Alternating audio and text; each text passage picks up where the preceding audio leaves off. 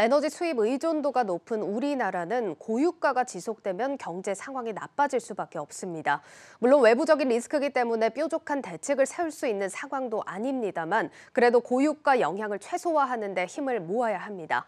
오늘은 고유가 상황을 바라보고 있는 정부의 대책과 이런 상황 속에서 어떻게 투자를 해나가야 하는지 알아보겠습니다. 세종시 한창률 기자 연결이 되어 있습니다. 네, 한 기자, 지금 고유가 상황 우리 경제 부담으로 작용을 하고 있는데 문제는 앞으로 유가가 더 오를 거다 이런 전망도 쏟아진다는 겁니다. 정부는 어떻게 보고 있습니까? 네, 미국 서부 텍사스산 원유 가격이 이제 배럴당 $90를 돌파하면서 이제 7년 만에 최고 수준을 기록했고요.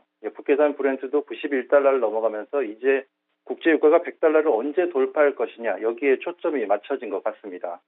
투자 기관들도 연일 이제 국제 유가를 전망치를 상향 조정하고 있는데 국제 유가가 상반기에 배럴당 $100를 넘어서 $150까지 오를 것이다 이렇게 예상하는 기관들도 나오고 있습니다.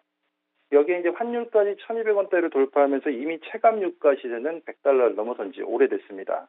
이제 이런 여파가 물가에도 영향을 미쳤는데 오늘 발표한 1월 소비자 물가 상승률이 3.6%를 기록하면서 4개월 연속 3% 후반을 이어갔습니다.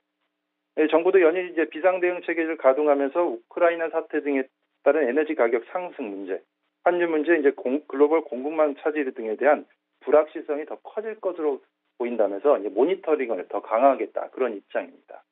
모니터링을 강화하면서 말 그대로 대응을 하겠다라는 의미인데 상황 심각성을 인지했다면 대책이 필요할 것 같습니다. 정부에서 논의되고 있는 게 있습니까? 네, 일단 석유 수급 문제에 대해서는 이제 공급망 문제로 수급 차질이 발생하면 비축유를 이제 긴급 대응해서 신속하게 대응해 나가겠다 그런 입장입니다. 현재 정부의 비축유가 9,700만 배럴 정도인데 국제 에너지 기구 기준으로 보면 약 100일간 사용할 수 있는 분량입니다. 이제 돌발적인 석유 수급 위기 발생 시 대응 능력은 충분하다라는 게 정부의 설명입니다. 이번 달부터 3개월간 약 317만 배럴을 순차적으로 방출하면서 석유 수급 문제를 조절해 나가겠다 이렇게 밝혔습니다. 사실 고유가 문제를 우리가 해결할 수 없는 상황이기 때문에 안타깝지만 또 이런 고유가 속에서 투자의 기회는 있을 수 있다고 좀 생각을 합니다.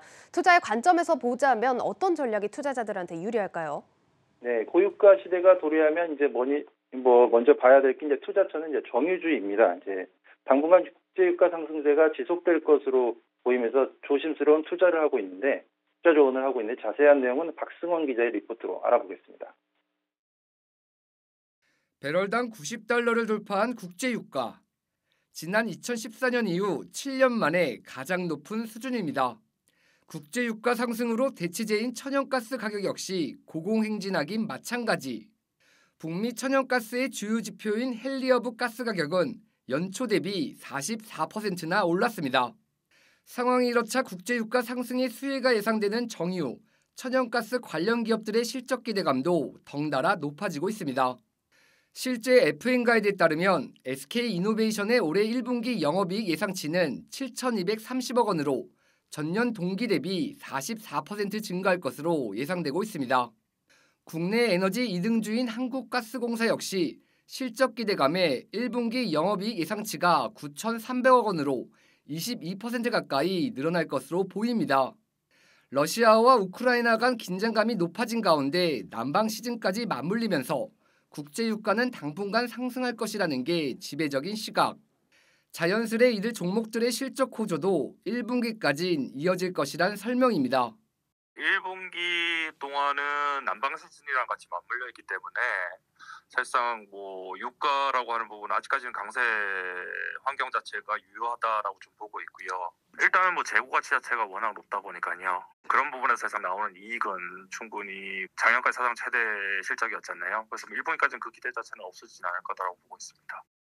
개별 종목에 대한 투자가 부담스럽다면 원유나 천연가스 가격을 추종하는 간접 투자 상품이 대안으로 제시되고 있습니다. 이 가운데 원유에 투자하는 상장지수 펀드, 즉 ETF의 경우 상승세가 도드라지고 있습니다. 삼성과 미래세 자산운용의 유가 관련 ETF 상품은 최근 한 달 새 20%에 육박하는 수익률을 기록 중입니다. 여기에 증권사가 발행하는 상장지수 증권, 즉 ETN으로도 원유와 천연가스에 투자할 수 있습니다. 이 가운데 원유와 천연가스 가격이 오르면 2배로 수익률을 올릴 수 있는 레버리지 상품의 경우에는 최근 한 달간 수익률이 최대 35%에 달합니다. 다만 전문가들은 같은 원유 간접 투자 상품의 경우 환 노출이냐 환 해지냐에 따라 상품 수익률이 달라질 수 있어 환율 전략을 따져봐야 한다고 조언합니다.